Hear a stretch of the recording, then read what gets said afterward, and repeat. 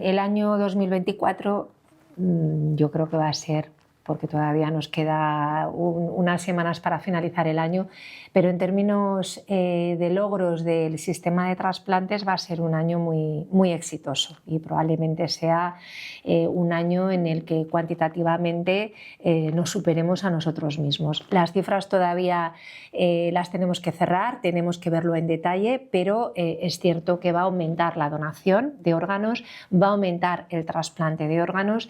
Hemos conseguido también unos resultados muy destacados en actividad de implante de tejidos, de progenitores hematopoyéticos, y desde el punto de vista de actividad todos nuestros indicadores van refrendando la potencia y la consolidación de nuestro sistema. Así que balance muy positivo desde el punto de vista cuantitativo. Desde el punto de vista cualitativo, también se van produciendo mejoras, pero tenemos cosas que lograr y cosas que matizar. El año anterior, el año 2023, fue un año muy internacional, fue el año de la presidencia española del Consejo de la Unión Europea, y España, a través de la ONT y de otros departamentos ministeriales, lideró lo que se llama el Reglamento sobre Sustancias de Origen Humano. Se adopta formalmente en este año 2024 por parte del Consejo y por parte del Parlamento, pero todos los países reconocen la impronta española. Por lo tanto, en el año 2024 hemos visto el fruto definitivo de un gran esfuerzo que se realizó en presidencia española. Por lo tanto, ahora mismo estamos inmersos en el desarrollo de una nueva estrategia en materia de donación y trasplante de órganos. ¿Qué nos planteamos? Pues evidentemente seguir creciendo, y siempre la pregunta es ¿pero hasta dónde? Bueno, es muy difícil de plantearnos un objetivo claro. Estamos ahora mismo discutiendo con las comunidades autónomas qué objetivo cuantitativo nos planteamos, pero lo que tenemos que tener muy claro es que la lista de espera sigue creciendo. Cuando hablamos de lista de espera, y esto es muy importante aclararlo, siempre se nos dice el objetivo debería ser reducir la necesidad de trasplante, y lo es. Lo es. O sea, nosotros somos conscientes de que a nivel global tenemos que tener estrategias en salud pública que lo que hagan es tratar de disminuir la necesidad de trasplante. Estrategias de prevención de la enfermedad renal crónica avanzada, estrategias de prevención de la necesidad de trasplante hepático, cardíaco, pulmonar, pero nosotros como organismo tenemos la función de que cuando un paciente alcanza una situación de enfermedad renal avanzada, enfermedad cardíaca avanzada, enfermedad pulmonar avanzada, necesita el reemplazo de un órgano, ese reemplazo exista y además con las mayores garantías de éxito, es decir, con buenos resultados post-trasplante. Entonces seguimos planteando objetivos orientados a aumentar la donación. El mayor potencial de crecimiento sigue siendo el de la donación en asistolia. La donación en asistolia la empezamos a reforzar ya en el año 2012 y se ha convertido en la gran vía de crecimiento, hasta el punto de que este año probablemente la donación en asistolia sea la principal forma de donación en nuestro país. Esto lo tenemos que confirmar, pero va a ser nuestra forma de crecimiento. Entonces, para los próximos años lo que nos vamos a plantear es que la donación en asistolia se plantee en todos los escenarios posibles de fallecimiento. Habitualmente la donación en asistolia se planteaba, que es la donación a partir de personas que fallecen tras una parada cardiorrespiratoria, en personas con un daño cerebral catastrófico que no evolucionaban a muerte encefálica y morían en otras circunstancias. Pero vamos a plantear ese crecimiento de la donación en asistolia en personas que fallecen por otras muchas patologías, por problemas cardíacos, por problemas respiratorios, por enfermedades neurodegenerativas. Es decir, vamos a llevar la donación en asistolia a todos los escenarios posibles de fallecimiento para que las personas que fallecen en esas circunstancias tengan la opción de donar órganos si así lo desean. Esa es una vía clara de crecimiento y que nos permite llevar la donación más allá de la unidad de cuidados intensivos, ya no solamente a las urgencias, sino a prácticamente todas las unidades del hospital, incluso más allá del hospital. También queremos plantearnos un crecimiento de la red de donación, y con esto me refiero al número de hospitales implicados. Llevamos muchos años con 185 hospitales autorizados para la obtención de órganos. Queremos crecimiento de hospitales, implicando probablemente a hospitales comarcales, hospitales con menos capacidad y de una manera mucho más determinada centros privados que tienen que participar de la actividad de donación. Esto probablemente nos exija hablar de una nueva figura, que es el hospital detector, es decir, el hospital que identifica un posible donante en el que a lo mejor no se lleva a cabo la obtención de los órganos y eventualmente de los tejidos, pero se puede cooperar con otros centros, con lo cual queremos expandir la red de centros implicados.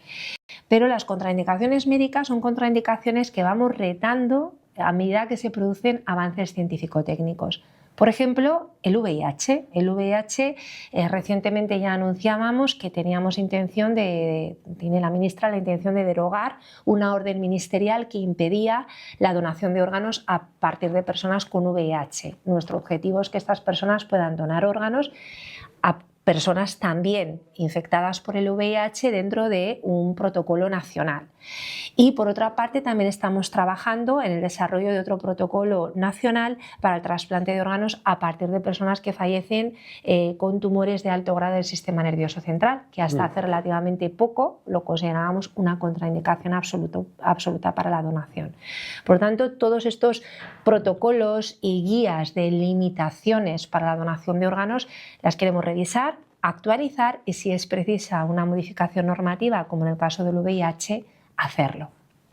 Tenemos en definitiva en preparación, esto lo estamos trabajando en la Comisión de Trasplantes, un plan que trata de abordar a través de medidas de carácter normativo, organizativo, de formación y de investigación que nos permita aumentar el número de donantes y mejorar la utilización de órganos para trasplante. Y aquí también un aspecto que no quiero olvidarme es qué hacer con las nuevas técnicas de preservación. Viene toda una nueva apuesta por preservación, por técnicas de preservación de órganos que nos permiten prolongar el tiempo hasta el trasplante, nos permiten validar órganos dudosos previamente al trasplante, nos permiten potencialmente mejorarlos, quizá en el futuro incluso tratarlos, recuperarlos, y es importante diseñar una estrategia a nivel nacional de cómo nos vamos a sumar a esta innovación que además supone un elevado coste para el sistema sanitario y al que le tenemos que dar cierta racionalización. ¿Qué órganos, en qué circunstancias, cómo abordamos desde el punto de vista presupuestario estas nuevas técnicas de preservación? Todo esto requiere un abordaje específico. Por tanto, evidentemente la valoramos de manera muy positiva, puesto que esto es una reclamación histórica de la ONT, de las sociedades científicas, de las asociaciones de pacientes, particularmente en el caso de la donación de órganos en vida. Fundamentalmente en España hablamos de donación renal en vida. El año pasado fueron 435 las donaciones renales en vida y 2 de hígado, normalmente de padres para hijos. Y la consideramos muy positiva porque en España está claro que la persona que dona un órgano en vida desde el punto de vista médico está perfectamente protegida. Esto es importante refrendarlo porque nuestro sistema sanitario garantiza que esas personas van a tener una protección médica ante una eventual complicación o problema que puedan tener, un seguimiento de por vida y no solamente desde un punto de vista médico, sino también desde un punto de vista psicosocial. Pero desde el punto de vista laboral es cierto que estas personas no tenían la protección que merecen. Hay que tener en cuenta que cuando se dona un órgano en vida hay que ser sometido a una evaluación previa muy exhaustiva desde el punto de vista médico y psicosocial, lo cual exige la realización de pruebas, entrevistas, valoraciones por parte de un equipo multidisciplinar. Por otra parte, con frecuencia hay que comparecer frente al comité de ética que evalúa el caso y además hay una comparecencia frente al juez, con lo cual hay varias ausencias del puesto de trabajo. Y posteriormente tenemos la propia intervención y el tiempo hasta la recuperación que puede ser variable, particularmente si se produce algún tipo de complicación y por supuesto en función también del trabajo que se desempeñe. Y es cierto que el donante vivo, con una incapacidad temporal, que era básicamente lo que conseguía, podía tener pérdidas económicas importantes y ocasionalmente enfrentarse a la posibilidad del despido, a algún tipo de sanción desde el punto de vista laboral. Hay tres patas fundamentales del éxito español. Una, evidentemente, es que tenemos, es cierto, una sociedad solidaria, una sociedad dispuesta siempre a ayudar, y creo que tenemos muchos ejemplos adicionales, muchos muy recientes, que muestran que España es un país bueno, es un país solidario.